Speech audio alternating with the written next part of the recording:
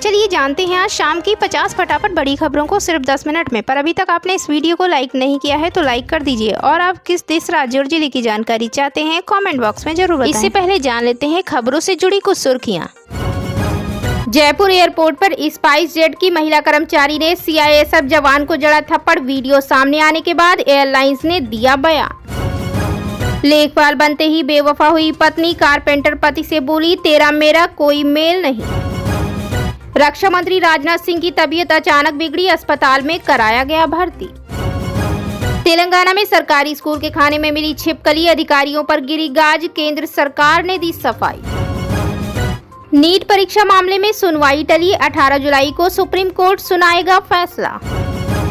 IAS पूजा खेड़कर से जुड़े विवाद की होगी जांच, केंद्र ने एक सदस्यीय समिति का किया गठन।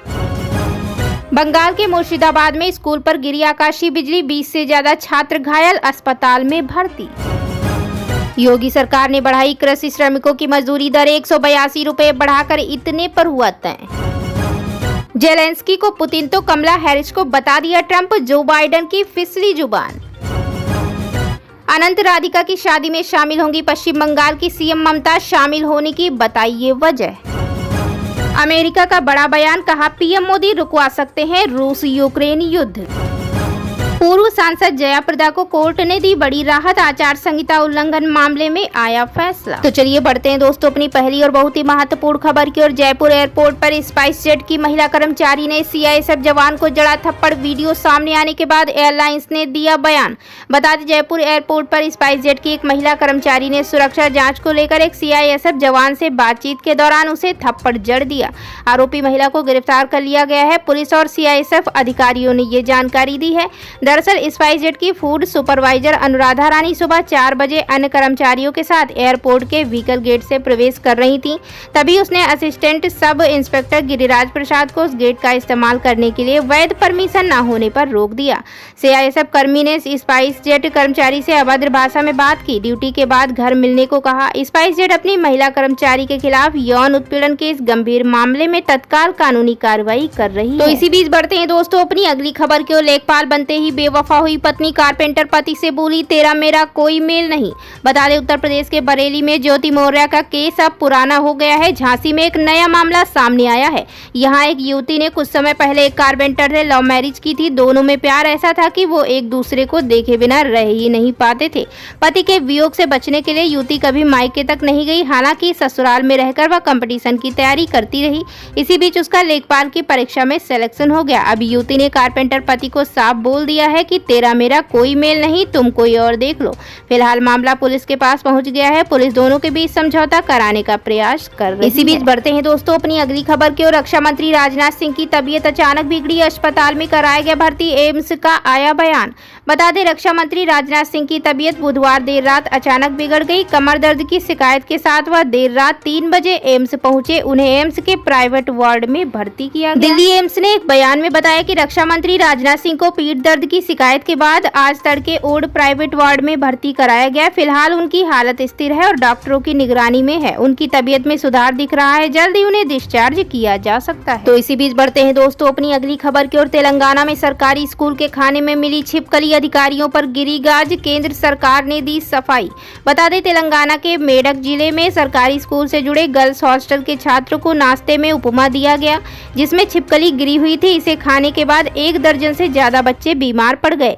केंद्र सरकार ने इस मामले को गंभीरता से लिया है। शिक्षा मंत्रालय ने स्पष्टीकरण देते हुए कहा कि तेलंगाना सरकार अपनी स्कीम के तहत छात्रों को नाश्ता देती है। स्कूल में केंद्र सरकार के पीएम पोषण स्कीम के तहत नाश्ता नहीं दिया जाता है। समाचार एजेंसी एएनआई के मुताबिक शिक्षा मंत्रालय ने कहा कि तेलंगाना मॉडल स्कूल में उपमा में छिपकली पाए जाने को लेकर हालिया मीडिया रिपोर्ट पर भारत सरकार के स्कूल शिक्षा और साक्षरता विभाग ने मामले को गंभीरता से लिया है। चलिए बढ़ते हैं दोस्तों अपनी अगली खबर की ओर। नीट परीक्षा मामले में सुनवाई टली, 18 जुलाई को सुप्रीम कोर्ट सुनाएगा फैसला। बता दें सुप्रीम कोर्ट ने केंद्र सरकार एनटीए द्वारा सुप्रीम कोर्ट में दाखिल हलफनामे के जवाब में अन्य पार्टियों को अपना अपना हलफनामा दाखिल करने को कहा है। सभी हलफनामों के बाद अदालत नीट पर अगली सुनवाई 18 जुलाई को करेगा। नीट पर सुनवाई टल गई है। सुप्रीम कोर्ट ने पहले कहा कि नीट पर हियरिंग कल यानी शुक्रवार 12 जुलाई को सुनवाई होगी। इसके बाद सीजेआई ने कहा कि नीट मामले पर अब सोमवार को सुनवाई होगी, मगर सॉलिसिटर अटॉर्नी जनरल ने सोमवार को मंगलवार को व्यक्तिगत परेशानियों को सामने रखकर हवाला दिया। इसके बाद सुप्रीम कोर्ट ने नीट हियरिंग की अगली डेट गुरुवार यानी 18 जुलाई तय की है। तो चलिए बढ़ते हैं दोस्तों अपनी अगली खबर की ओर। आईएएस पूजा खेड़कर से जुड़े विवाद की होगी जांच, केंद्र ने एक सदस्यीय समिति का किया गठन। बता दें आईएएस अधिकारी पूजा खेड़कर से जुड़े विवाद की अब केंद्र सरकार ने जांच कराने का फैसला लिया है। सूत्रों के मुताबिक इसके लिए केंद्र सरकार ने एक सदस्यीय समिति का गठन किया है। पूजा खेड़कर की उम्मीदवारी के दावों और अन्य विवरणों को सत्यापित करने के लिए अतिरिक्त सचिव स्तर के एक सीनियर अधिकारी की अध्यक्षता में एक सदस्यीय समिति का गठन किया है। यह समिति 2 सप्ताह में अपनी रिपोर्ट पेश करेगी। वहीं पुणे पुलिस ने भी पुणे में पदस्थापन के दौरान उनकी निजी कार पर अनधिकृत तौर पर लाल और नीली बत्ती लगाने तथा महाराष्ट्र सरकार की नेम प्लेट लगाने की जांच कर रही है। खेड़कर द्वारा इस्तेमाल की गई ऑडी कार एक प्राइवेट कंपनी के नाम से रजिस्टर्ड है और पूर्व में इसके खिलाफ चालान काटे गए हैं। तो चलिए बढ़ते हैं दोस्तों अपनी अगली खबर की। योगी सरकार ने बढ़ाई कृषि श्रमिकों की मजदूरी दरें, 182 रुपए बढ़ाकर इतने पर हुआ तय। बता दें राज्य सरकार ने प्रदेश में कृषि क्षेत्र में नियोजित कर्मचारियों को मजदूरी की न्यूनतम दरें 1 अप्रैल 2024 से निर्धारित और पुनरीक्षित कर दी हैं। इस संबंध में 9 जुलाई को श्रम विभाग के प्रमुख सचिव अनिल कुमार की ओर से अधिसूचना जारी कर दी गई है।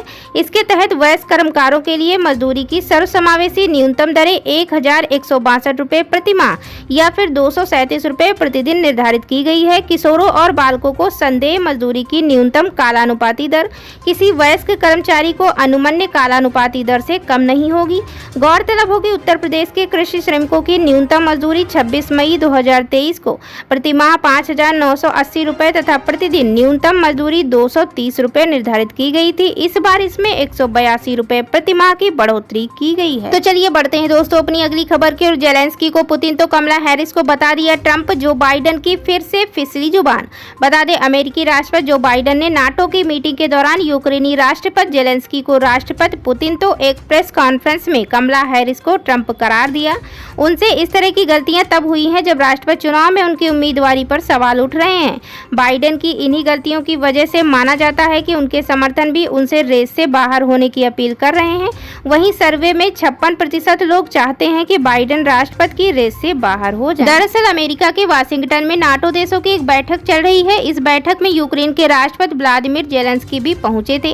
बाइडेन ने नाटो की एक बैठक के दौरान यूक्रेन के राष्ट्रपति जेलेंस्की को राष्ट्रपति पुतिन बोल दिया, वह फिर संभले और अपनी गलती सुधार। तो चलिए बढ़ते हैं दोस्तों अपनी अगली और महत्वपूर्ण खबर की ओर। अनंत राधिका की शादी में शामिल होंगी पश्चिम बंगाल की सीएम ममता, शामिल होने की बताई वजह। बता दें अटकलों के बीच पश्चिम बंगाल की मुख्यमंत्री ममता बनर्जी ने गुरुवार को पुष्टि की है कि वह 12 जुलाई को मुंबई में अनंत अंबानी और राधिका मर्चेंट की शादी में शामिल होंगी। कोलकाता एयरपोर्ट पर पहुंचते ही ममता ने कहा कि भले ही वह शादी में ना जाती, लेकिन अंबानी परिवार उनसे लगातार शादी के समारोह में आने का अनुरोध कर रहा। तो चलिए बढ़ते हैं दोस्तों अपनी अगली खबर की ओर। अमेरिका का बड़ा बयान, कहा पीएम मोदी रुकवा सकते हैं रूस यूक्रेन युद्ध। बता दें राष्ट्रपति पुतिन से मिलने पीएम मोदी जब रूस गए तो अमेरिका ने चिंता जाहिर की थी। उसने ये भी कहा था कि अमेरिका पीएम मोदी के बयानों पर नजर रखेगा, लेकिन अब अमेरिका भारत की ताकत को पहचान चुका है।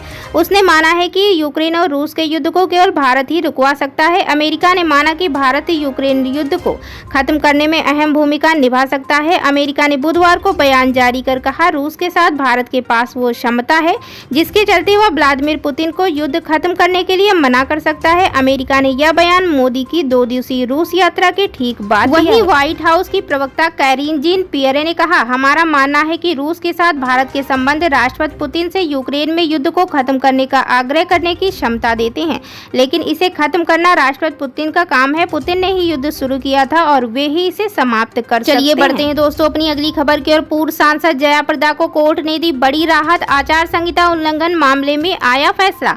बता दें रामपुर से पूर्व सांसद और बॉलीवुड एक्ट्रेस जया प्रदा को रामपुर की एमपी एमएलए कोर्ट ने आचार संहिता उल्लंघन मामले में दोष मुक्त किया है। जया प्रदा पर साल 2019 में कैमरे थाने में आचार संहिता उल्लंघन का मुकदमा दर्ज हुआ था। वहीं अब रामपुर की एमपी एमएलए कोर्ट ने पूर्व सांसद जया प्रदा को बरी कर दिया है। कोर्ट का यह फैसला पूर्व सांसद जया प्रदा के लिए बड़ी राहत है। फिल्म अभिनेत्री और यूपी के पूर्व सांसद जया प्रदा पर दर्ज आचार संहिता उल्लंघन मामले में रामपुर की एमपी एमएलए कोर्ट की तरफ से राहत मिल गई है। सोमवार को ही इस मामले में अंतिम सुनवाई पूरी हो गई थी, जिसके बाद ये कहा जा रहा था कि आज फैसला आ सकता है और आज कोर्ट ने उनको दोष मुक्त किया है। तो ये थी आज की 50 फटाफट बड़ी खबरें। अगर आपको न्यूज़ पसंद आई हो तो वीडियो को लाइक और शेयर जरूर करें। धन्यवाद।